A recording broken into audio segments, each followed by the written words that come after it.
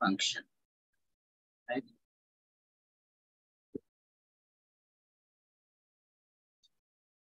Complex function means any function that will be there, right? Let's see. So, for example, this is a function psi is equals to x plus iy.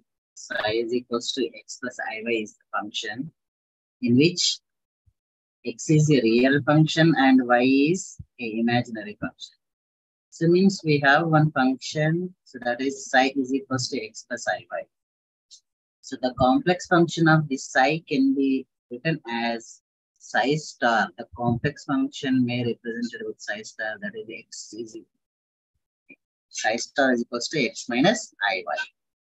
So means where the I will be there, the I that should be replaced with minus I. You will get complex function. So the function, it must be consisting I. So the I should be replaced with minus I. That becomes the complex function of that psi.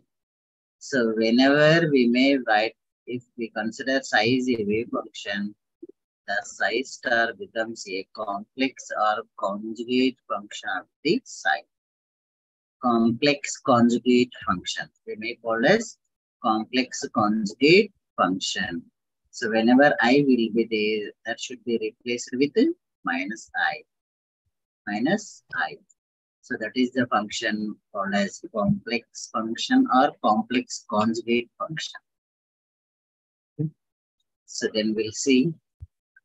After that, normalization rule will be there. Just you have to remember here, right? Normalization rules. What is meant by normalization? What is meant by orthogonality, right? So what is meant by even some other, right? So we'll see.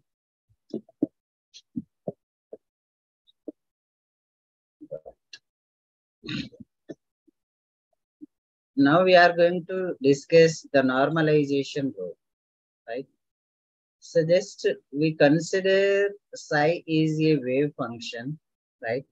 So we discuss about clear-cut properties of the wave functions later. Psi is a wave function. If we do the integration of psi into psi, means the product of psi into psi, that is in within the limit, that is the small limit, that is d tau. Psi into psi into d tau is equals to 1. Integration of psi into d tau is equals to 1. So therefore, we can say the wave function psi becomes a normalized wave function. So this is the normalization rule, right? If any wave function is said to be a normalized wave function, it should satisfy this condition. So this is the condition. So psi into psi means sometimes we may write as psi square into dt, right? Psi square into d tau, or psi into psi star also sometimes. So there's complex function and complex conjugate function. The product of complex and conjugate wave functions can be integrated within the limits that will give equals to 1, right? Or else the psi1 and psi2, two different wave functions, right? The psi1 and whether that may be a similar wave function or different wave functions. The product can be integrated within the small limits that should be equals to 1. Therefore, we can say the wave function is a normalized wave function, right? Instead of 1, if we get 0, that is the orthogonality rule, means the same should be equals to 0. That is the rule was orthogonality. Normalization rule is equals to 1 and the orthogonality rule is equals to 0. So the same, the product of two wave functions integrated within the limits. The product of two wave functions The product of two wave functions integrated within the limits that should be equals to 1. So that is the normalization condition. So the same thing is equals to 0. That is the orthogonality condition, right? So whether the wave function should be involved in normalization rule or orthogonality rule. So that is based on the integral value. If that integral value becomes equals to 0, so that we can say orthogonality rule, right? So this is the orthogonality rule. So the wave function is psi is said to be a orthogonal wave function. It should satisfy this following condition, that is psi into psi star into d tau is equals to 0, or psi 1 into psi 2 into d tau is equals to 0, right? So this is the condition whenever the integral part becomes equals to 0. So that is orthogonality rule. The integral part becomes equals to 1. That is a normalization rule, right? So we people may use these conditions in further topics, right? So you have to know idea about this normalization rule and orthogonality rule, right? So further, sometimes we may called as orthonormal wave function. So means it should be satisfies both orthogonality and normalization rule. Orthogonality and normalization. So when orthogonality is applicable, when normalization is applicable means this is the condition, right? Any wave function, it should satisfy this condition. We can say, so the wave function becomes a orthonormal wave function. That is integral of psi a into psi b into theta is equals to 1. Here a is equals to b. When a is equals to b, at that time we will get the result is 1. When a is not equals to b, at that time we'll get the result is 0. When these a and b are equal, so that condition was normalization condition, right? Normalization condition. A is not equals to b. This condition was orthogonality condition. Therefore, the overall condition was orthonormal wave function conditions, right? So just simple combining of both the orthogonality and normalization will get orthonormal conditions. So then one more topic will be there, that is a well-behaved wave function. Well-behaved wave function, right? So the name itself will be there, well-behaved, right? So the behavior of the wave function becomes very satisfactory. So means whatever is the wave function, we can say whether it is a well-behaved wave function or not, that should be satisfies the following three conditions, right? Any wave function that should satisfy these three conditions. So therefore we can say the wave function becomes a well-behaved wave function. Well-behaved wave function, right? So the wave function psi must be single value. So means the psi must be single value. If it contains multiple values, that is not a well-behaved wave function, right? So then the wave function psi must be a continuous. Whenever the wave will be there, the wave must be continuous. So there is no breakage in the wave, right? If here some breakage is there, right? Here some breakage is there, we cannot say that is a well-behaved wave function. Means some function is there, then there is continuation will be there. So then one more function like this. So the breakage will be there. Here some breakage will be there. So that's why this function is not a well-behaved wave function, right? One is what? It must be a single value, right? It must containing a single value and it must be continuous, and the wave function psi must be a finite value. That means a fixed value, right? So that is a fixed value of psi must be there. So these are the three conditions where the wave function psi satisfies these three conditions. Therefore, we can say the wave function becomes a well-behaved wave function. Well-behaved wave function.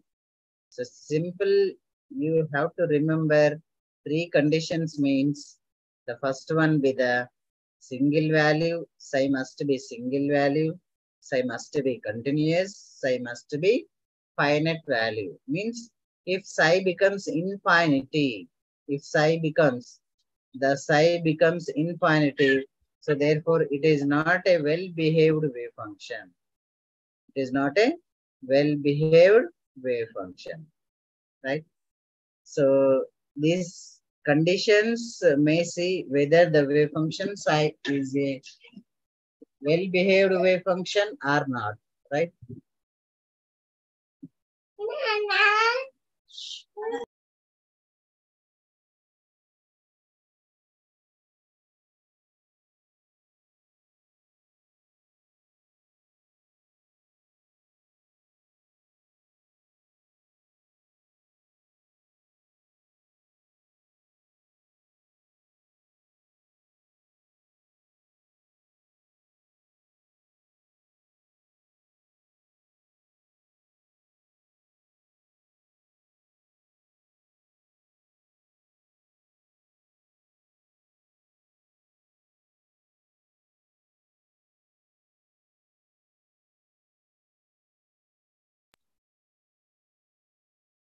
Yes, sir. Am I audible? Yes, sir. Yes, okay, right. So any wave function psi becomes a well-behaved wave function. It must be satisfies these conditions, right? We'll see. So what are the well-behaved wave functions? What are not a well-behaved wave functions, right? So any condition should be failed. So therefore we can say it is not a well-behaved wave function, right? So here are the some of the examples are there, right? So the function psi is equals to mx. Psi is equals to mx. That is in the form of like y is equals to mx function. So the line which is passing through the origin, right? If you consider any x value on x-axis, that must be consisting only a y value, single y value. As multiple means as the substituting of x values, the psi must be continuous. And it must be finite value, as x will be finite and psi also finite value, right? So therefore, this psi satisfying the three conditions. One is it must be a single value, right? It must be a continuous. It must be a finite value or fixed value. SCF, you have to remember SCF, right? S means single value, C for continuous, F for finite value. See one more, that is y is equals to log x, right? So that y is equals to log x, we will get this type of flat, right? If you consider one x value here, the multiple psi values are there. Here three psi values are there for one x value.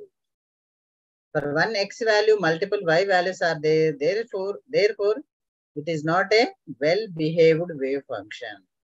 So it is not satisfying the condition number one, right?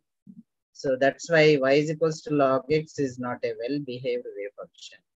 Like that, y is equals to sine theta or cos theta.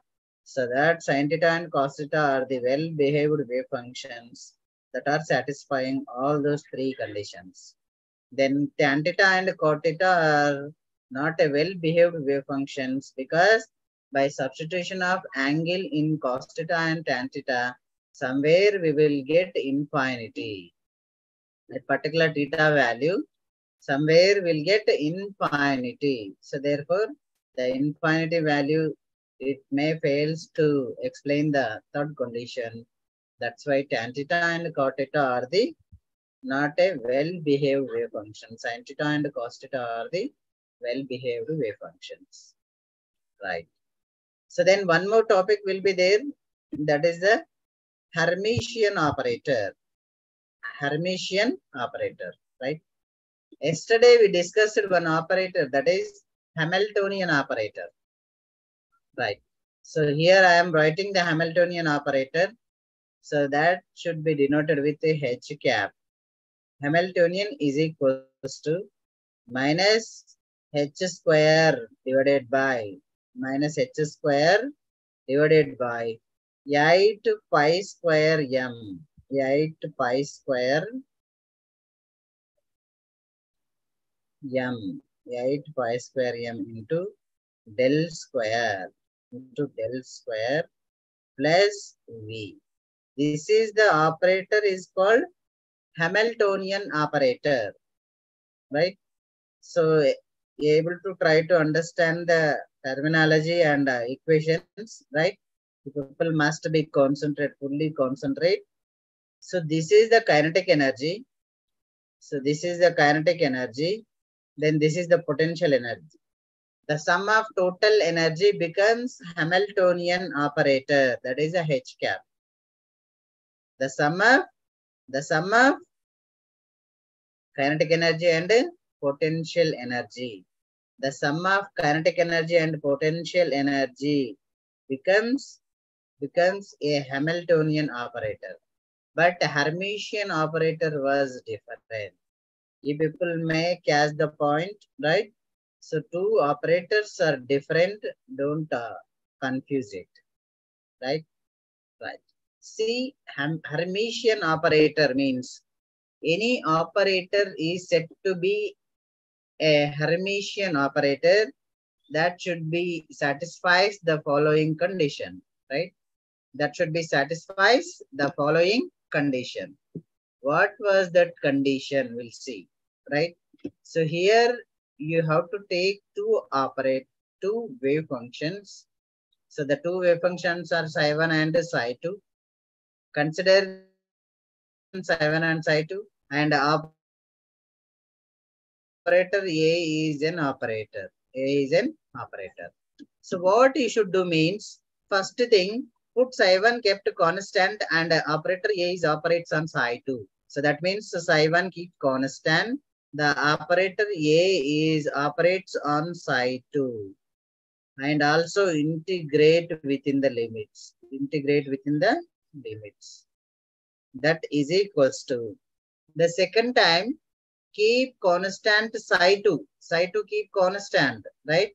Now the operator A is operates on psi1. Operates on psi1 and integrate within the limits. Integrate within the limits. These two becomes equal. Therefore, we can say the operator is a Hermitian operator. So therefore, we can say the particular operator is a Hermitian operator, right? Is it clear?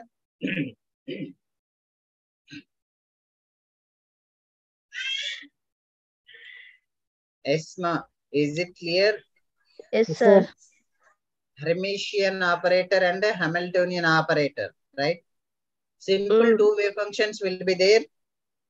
So the operator A is operates on one function. See here, integral of psi1 keep constant. Operator A is operates on psi2 and integrate within the limits is equals to.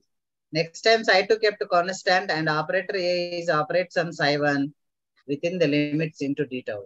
These both are equal.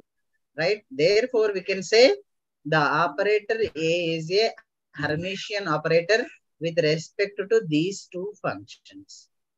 With respect to these two wave functions, right? So this is called a Hermitian operator. Three theorems will be there based on this Hermitian operator, right? Three theorems are important for exam point of view. The three theorems are important that all are based on the Hermitian operator only. So we have to concentrate on this equation, right? how Hermitian operator can be written as, right? So then one more equation will be there.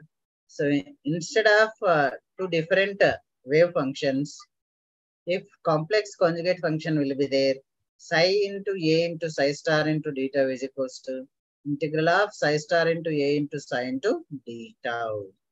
So this is called a Hermitian operator. We'll check whether the operator is a Hermitian operator or not, right? So with the example, here one example will be there.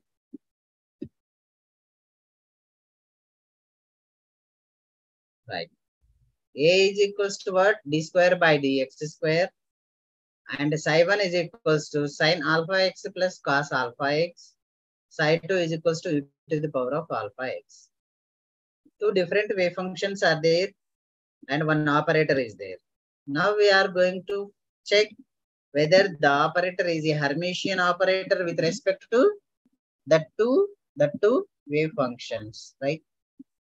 So we'll see what is the condition for Hermitian operator. So first keep one wave function constant and the operator is operates on the other wave function, right? So and simplifying will get one result. We'll get one result, right? So that we'll see. Here integration of psi 1 into a into psi 2 into d tau. So the psi 1 be the sin alpha x plus cos alpha x into operator means d square by dx square. This is the operator. This operator is operates on the wave function psi 2. That is psi 2 is e to the power of alpha x. Once differentiation of e to the power of alpha x, we'll get alpha into e to the power of alpha x.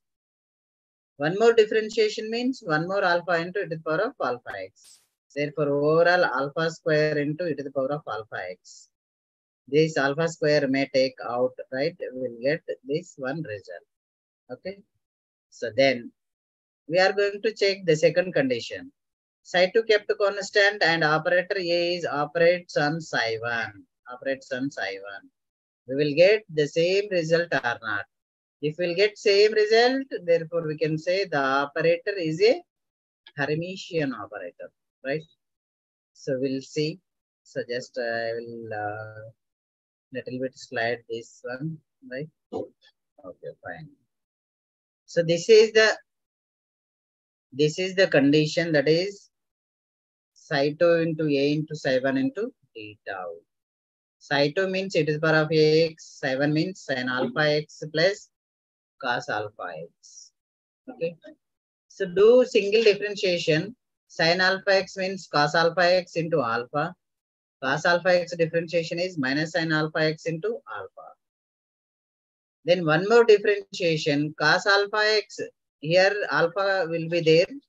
Here alpha, here alpha. We are going to take common alpha. Then again differentiating. Differentiation of cos x is minus sin alpha x into alpha. Then here already minus is there. Sin differentiation cos alpha x into alpha. Again one more alpha take outside and minus also take outside. That is minus alpha square into this function. So the previously we got, right?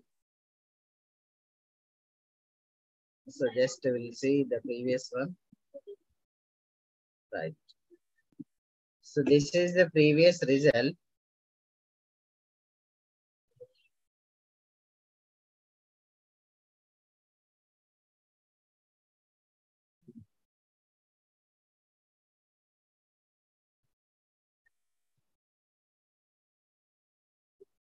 Right.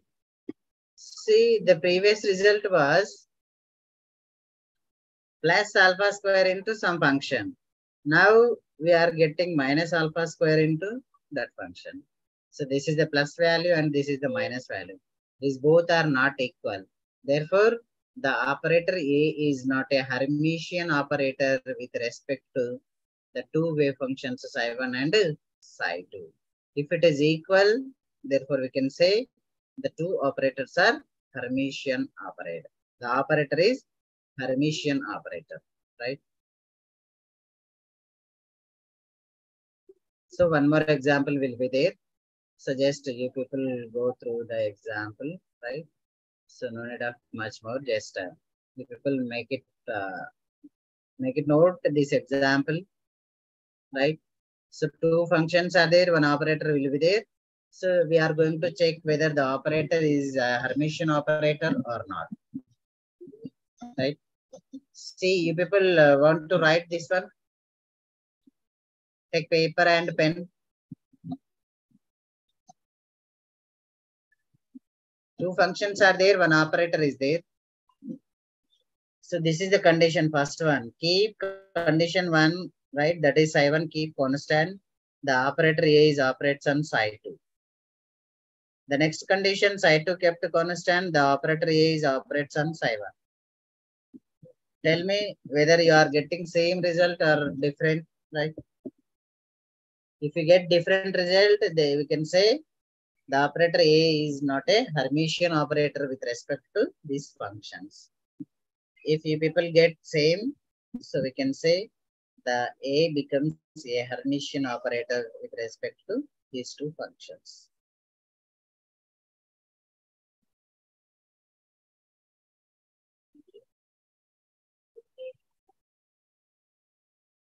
Are you people are writing or not? Yes, sir, writing. Okay. E to the power of alpha x differentiation is e to the power of alpha x into alpha. So the simple differentiation is there. 2 times means 2 times you will get alpha into alpha. That's it. Okay.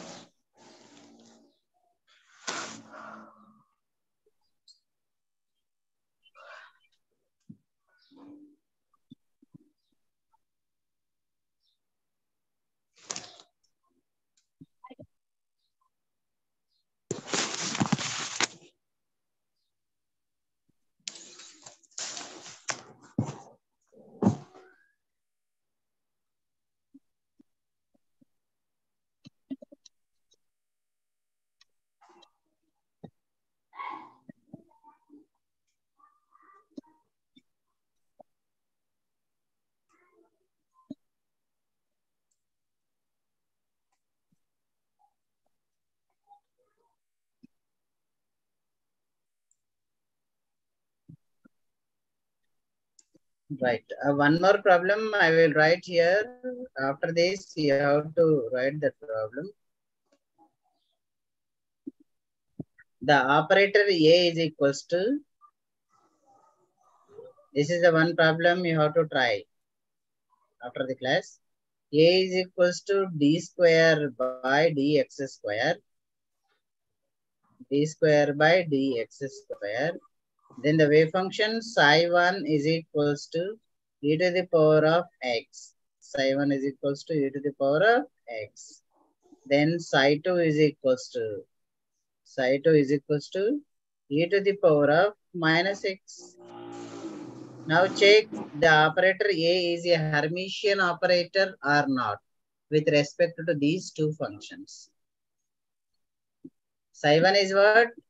E to the power of x. Psi2 is equals to e to the power of minus x. Right? Now check whether the operator A is a Hermitian operator or not with respect to these two functions. Okay.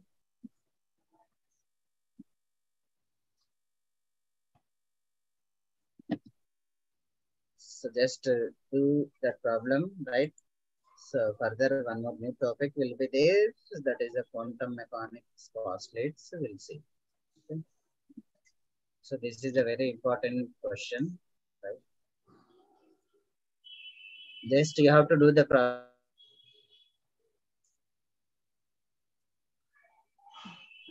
Just if you may tell me whether the operator A is a Hermitian operator or not with respect to these two functions. Okay.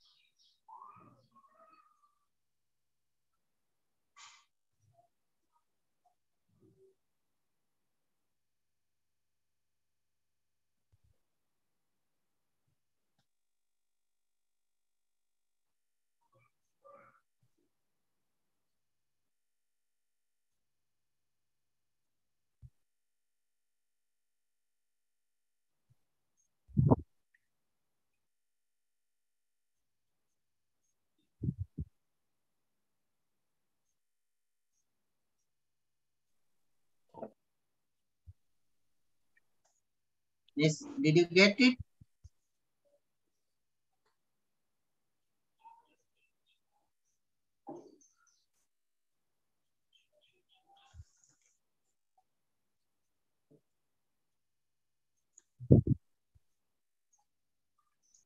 Yes, you people may try later, right? So now I am going to discuss the one more new topic, that is the postulates of quantum mechanics, right? So it is a very important topic for exam point of view. Three theorems and this topic we are going to conclude in this class, right? So these all are very important. You people may able to concentrate on these things, right?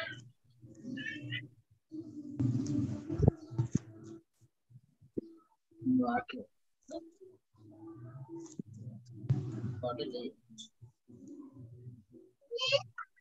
What is it? What is it? What is it?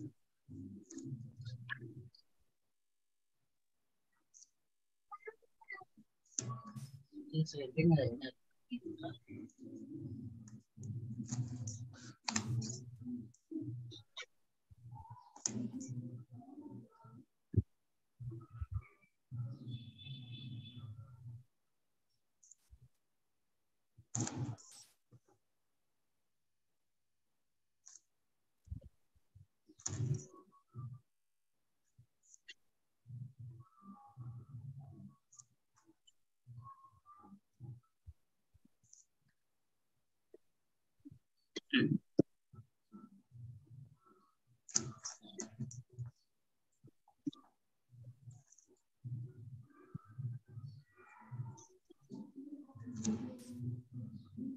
Yes, continuation of the topic, right? You people may stop writing, right? So we'll see after this class or else in the last moment after completion of these topics, right? So remember the postulates topic was very important for exam point of view because the entire quantum chemistry should be explained with the help of postulates of quantum mechanics only. So what does the quantum mechanics having these postulates? With the help of this, how we are going to solve the problems in quantum mechanics, right? How we are how we are going to solve the problems, various problems in quantum mechanics. Sir, what is the postulate, sir? Meaning, word meaning. Postulates means like assumptions. Assumptions. Assumptions means somehow Imaginations, imaginations. Not these are true functions only, true values only, not Okay. imaginary.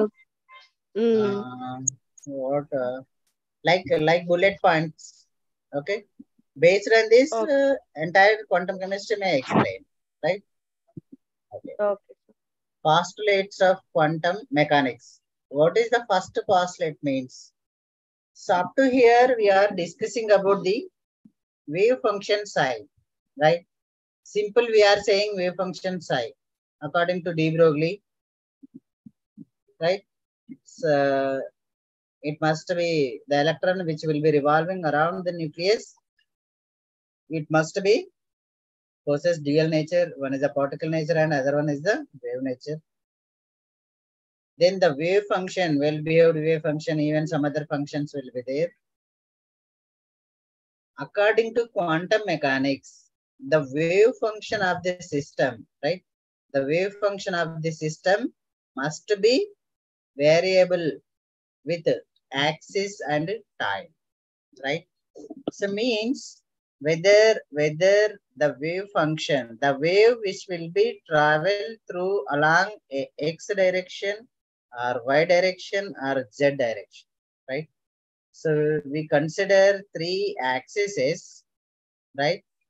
So if we consider three axes, the wave will be moving along whether x direction or y direction or z direction, or else along with x, y, z direction.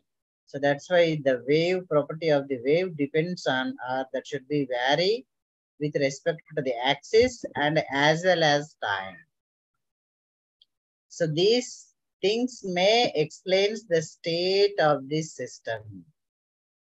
So the wave function psi may explain the state of the system, whether the wave which will be traveling through along the axis and time. So this is the first postulates of quantum mechanics. First postulate of quantum mechanics means we are going to describe a wave function, how it will be. So with the help of that wave function, what we are going to get, right? So that is that explains about the states of the system, and it is independent. It is dependent on axes and time. Axes means like coordinates, x, y, z coordinates or x, y, z axes and time. So this is the first postulate of quantum mechanics. Then another postulate, second will be there. What it explains, second postulate means any physical observable property, any physical observable property, for example, like momentum will be there, energy will be there, kinetic energy, potential energy, like all are there. That all properties are acts as an operators in quantum mechanics, right? So every physical observable property may considered as an operator in quantum mechanics. For example, position is there, right? So means whenever the electron which will be revolving around the nucleus, right? The electron which will be revolving around the nucleus, where the position of the electron will be there, that position may act as an operator in quantum mechanics. Therefore, that should be denoted with X cap. Cap nothing but operator, right? X cap is equals to what? X only. So like momentum will be there, right? On which direction the electron will be moving around the nucleus. So that is may express the momentum along with velocity, right? So that is mass into velocity, nothing but momentum. Mass of the electron and what is the velocity of the electron that will give momentum. That momentum is also acts as an operator and also considered as an operator in quantum mechanics, right? So momentum will be along x direction will be different, y direction will be different, and z direction will be different. That's why we are going to consider in x direction, that is h by 2 pi I into dou by dou x. In y direction h by 2 pi I into dou by dou y. In z direction h by 2 pi I into dou by dou z. So these are the operators in quantum mechanics. Like that, any physical observable property will be there. That physical observable property can be considered as an operator in quantum mechanics. This is the second postulate, right? Even some other parameters are there, like potential energy, that is V. V cap means that is a potential energy operator. Kinetic energy T. T cap means that is the kinetic energy operator. Then angular momentum L will be there. So that will be along with the x direction, y direction, and z direction. Here you have to make it cap, right? Lx, Ly, and Lz that are defined as y into dou by dou z minus z into dou by dou y. Ly is equals to z into dou by dou x minus x into dou by dou z, right? We need to remember these equations. Otherwise, some 6 examples are there. You have to write any 5 by skipping of angular momentum, right? So that's it for postulate number 2, right? The total energy or Hamiltonian, that should be written as Hamiltonian means minus h square by 8 pi square m into del square plus v. That is kinetic energy plus potential energy. These all are acts as operators in quantum mechanics. That is the second postulate, right? The postulate number 2 may explains every physical observable property can consider it as an operator in quantum mechanics. Then coming to the postulate number 3, the third postulate may explain about eigenfunctions and eigenvalues, right? It may explain about eigenfunctions and eigenvalues. As we know the concept of eigenfunction and eigenvalue, that already we discussed, right? So once again here we may discuss about eigenfunctions and eigenvalues, right? What was that, right? It explains, right? It explains the concept of eigenfunctions and eigenvalues. Yesterday we discussed about that, right? Any operator that is operates on the wave function, operator A is operates on the function psi, that will produces a same wave function multiplied with some constant value, that is the lambda. So therefore the wave function psi is the eigenfunction and the lambda with the eigenvalue and the operator is the eigenoperator. Similarly, the Hamiltonian operator is operates on the wave function psi. What we are saying that Hamiltonian operator is operates on the wave function psi. Therefore, we will get energy of the system, right? H psi is equals to E psi. H psi is equals to E psi. This is the third postulate of quantum mechanics. Simple operator is operates on the wave function that will give a similar wave function multiplied with some constant value. But whenever the Hamiltonian is operates on the wave function, at the time it will give energy of the system. Energy of the system. This is what the third postulate of quantum mechanics. This is what third postulate of quantum mechanics, right? So then coming to the fourth postulate of quantum mechanics, right? That may explains the average energy of the system, right? So the fourth postulate of quantum mechanics, right? So here just see H psi is equals to means Hamiltonian is operates on the wave function psi. We will get energy of the system.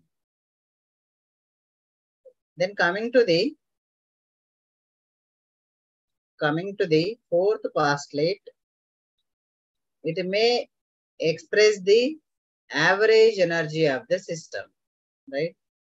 The average energy of the system can be obtained from the postulate number 4, right? So according to the variation principle, the average energy of the system can be written as E average is equals to integral of psi h psi star into d tau divided by integral of psi star into d tau.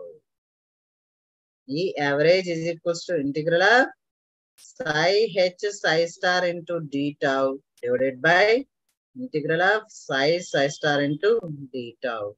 So this is the equation may gives average energy of the system. If psi becomes a normalized wave function, so that is the denominator becomes equals to 1.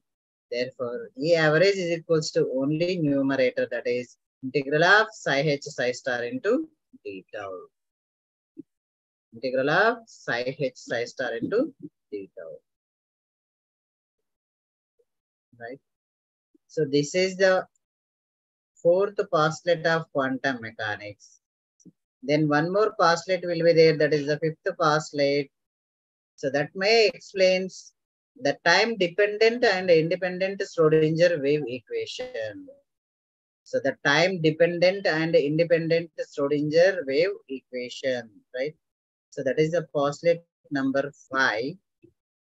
So what is the time dependent Schrodinger wave equation and what is the time independent Schrodinger wave equation? Time dependent and independent. According to Schrodinger wave equation, the time independent wave equation, that is dou square psi by dou x square plus dou square psi by dou y square plus dou square psi by dou z square plus 8 pi square m by h square into e minus v into psi is equal to 0. Here there is no any time factor. That's why this is the time independent Schrodinger wave equation. Time independent Schrodinger wave equation. Right? So then the time dependent Schrodinger wave equation, so that is dou square psi by dou x square is equals to IH by 2 pi into dou psi by dou t. Here time factor will be there. This equation is a time dependent Schrodinger wave equation. The postulate number 5 may explains about time dependent and independent Schrodinger wave equations. These are the 5 postulates of the quantum mechanics. Right? So with the help of these 5 postulates, we are going to discuss the various problems in quantum mechanics. Right? Is it clear to all? Yes, sir. So But this will can you repeat second postulate, please, sir? Can you repeat it? Second postulates. second postulate, right? Little bit confusion, sir, in that. Any physical observable property will be there. That property may considered as an operator in quantum mechanics. For example, Okay. potential energy is there, right? Mm. The potential energy can be acts as operator in quantum mechanics. Like kinetic energy is there. The kinetic energy is operates can act as operator in quantum mechanics. Like position will be there, momentum will be there. These all are acts as operators in quantum mechanics, right? So not only momentum p, just simple p, whenever p cap will be there, that is an operator. So means that momentum can be applicable for any other wave function because it is an operator, right? So the position also there. The position also operates on the any wave function, right? So that all are acts as operators. That is the second postulate. So simple postulate number 1, psi depends on x and t. That explains the state of the system. Second postulate, every Operate. physical observable property may considered as an operator in quantum mechanics. Then third one, it explains about the eigenfunctions and eigenvalues. Like Hamiltonian is operates on the wave function that will give energy of the system. That is x psi is equals to E psi. Then fourth postulate, the average energy of the system, it is obtained from the variation principle, that is E average is equals to integral of psi star into d tau, psi h psi star into d tau divided by integral of psi star into d tau. The fifth postulate that may explains about time dependent and time independent Schrodinger wave equation, right? Equation. So these are the 5 Five quantum postulates. postulates. We may utilize these all postulates while solving the various problems in further topics, right? Right. So after this, some three theories will be there. I told that. So what are the 3 theories? We'll see, right? So after this, before going to discuss the theories, one more operator will be there. We miss that. That is a commutation operator. Okay. After discussion of commutation operator, we are going to see the theorems. 3 theorems will be there. Okay. So this one already we discussed, but we have to go through in detail, right? It is nothing but a multiplicative operator, right? Multiplicative. What is the multiplicative operator? A and B are the 2 operators, right? A and B are the 2 operators. Therefore, A into B into psi is equals to B into A into psi. B into A into psi. That multiplicative operator may called as a commutation property. Nothing but the B will be operates on this wave function. And what will get the result? Again, the operator A is operates on that results, will get some final result. That should be equals to once first A is operates on the wave function and later on B is operates on that result. I will get one more result. This must be equal. Therefore, we can say A and B are the commute with each other. Commute with each other are so that may involved in commutation property. That may involved in commutation property. So we'll check one example. We'll get idea of that, right? Just see the definition. A and B are the two operators. A and B are the two operators.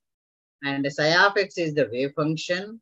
Then the operators A and B are said to be a commutative operators. It should be satisfies the following condition.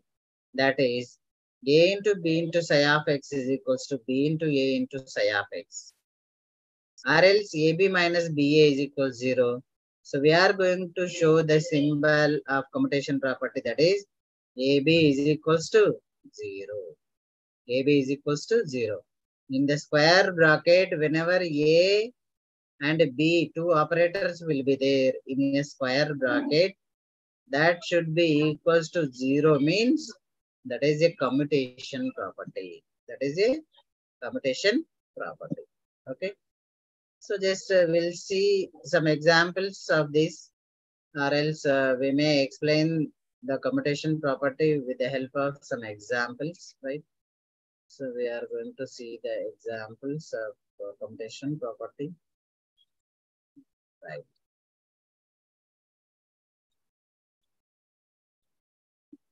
See, are you able to see this problem? Yes, sir. Yes, sir. Yes. A is an operator, that is a d by dx. B is equals to x. And the wave function psi is equals to what? F of x. Now we are going to check whether the A and B are commute with each other or not. Okay, right. So now what was the condition? A into B into psi of x. A means d by dx, B means x, psi means f of x. D by dx of x into f of x. This is the UV method, right? Kept u constant, that is x, differentiation of f of x, that is f dash of x, plus f of x kept constant, differentiation of x, that is equals to 1. Therefore, x into f dash of x in plus f of x is the result. Now, b into a into f of x or psi of x. B means x, a means d by dx into f of x. D by dx into f of x is equals to x into f dash of x. This is not similar to this because here one more addition of f of x will be there. So these are not equal. So therefore, A and B are not a commute operators. These two are not commute with each other. If we will get same result, therefore we can say A and B are commute with each other, right? Right. Now I will give one problem on this commutation property. You people may try it right now. So I will share the whiteboard and I will write the problem, right?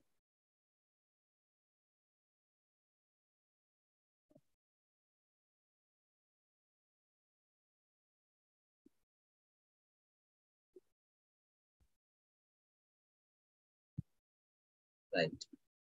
So are you able to see the whiteboard? Yes, sir. Yes. See here one operator A is equals to what I am giving? D by dx.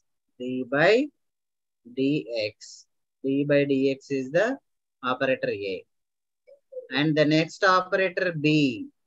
The next operator, that is the B. A cap is the d by dx. B cap is the d square by dx square. D square by dx square. d square by dx square.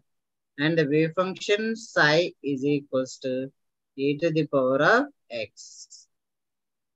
E to the power of x. Now tell me whether the A and B are they commute with each other or not. Check the commutation property of these, right? If people want to say whether A and B are commute with each other or not. So one condition you have to do, that is A into B into f of x. That means A into B into psi. Check. What you get the result? The next B into A into A psi. B into A into psi. Then check the result. If you will get same result, therefore you can say A and B are the commute operators with respect to that function. If you won't get the same, then you can say these two are not a commute operators with each other. They are not commute with each other.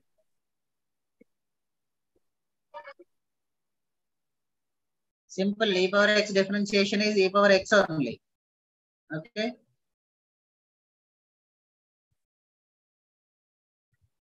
Now I want to do that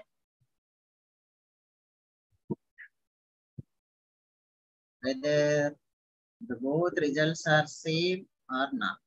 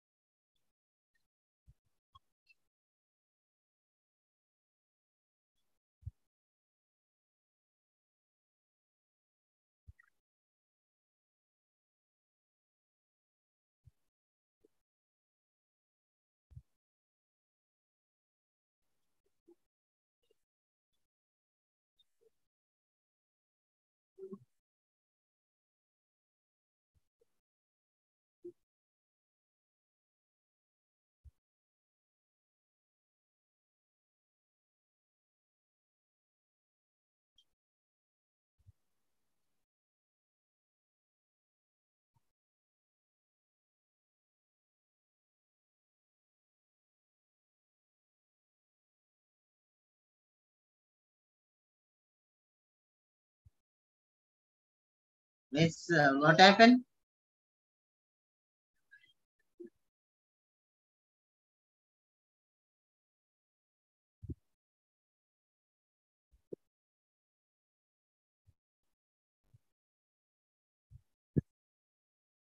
And it's simple e to the power of x differentiation. How many times you will do e to the power of x? You will get e to the power of x only. Sir, right? I thought both are same, sir. Both are same because a means what? D by dx. B means d square by dx square. First, this operator is operates on this. You will get e to the power of x only. Again, operate Yes, a. sir. At the time also, you will get e to the power of x. The final result was Both e to are the same. power of x only. Here also, you will get e to the power of x. So therefore, both are same. Both are same. Therefore, the A and B are commute with each other. Yes, A sir. and B are commute with Committed with each other. each Right? other.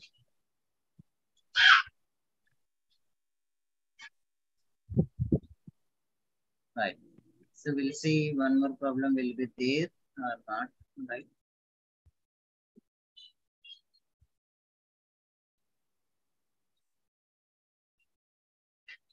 Here is the same problem will be there. I given that problem. Right. So just see some of your friends are not able to do that. Right. So just you people see A is equals to what? D by dx. B is equals to d square by dx square. Psi is equals to the power of x. A into B into psi of x. A means d by dx. B means d square by dx square into the power of x.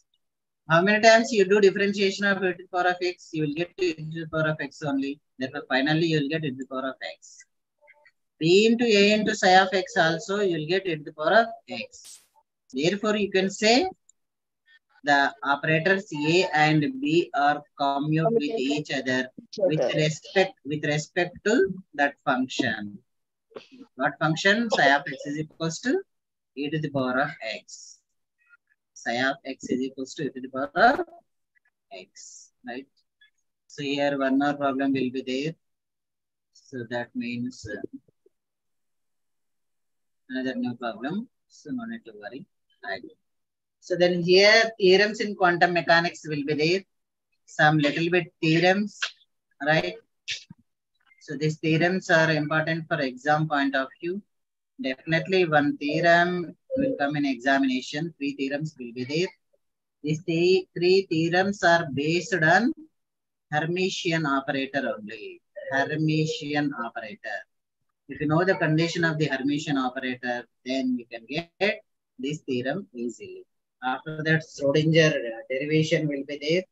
Then particle in one-dimensional box is there. So then somehow little bit topics are there, important topics. So that will be concluded in the next week, right?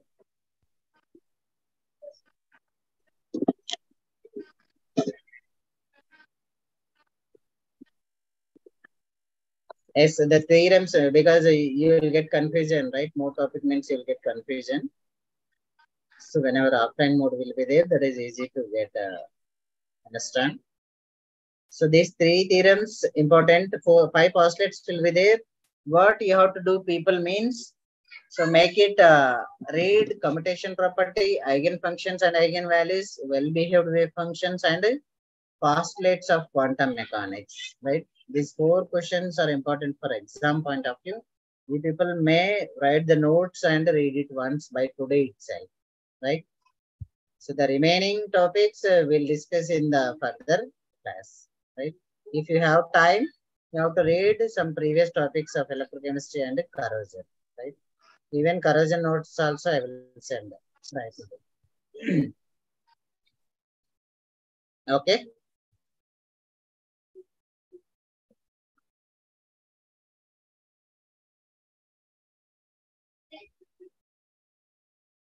Yes, I'm going to conclude the meeting, right?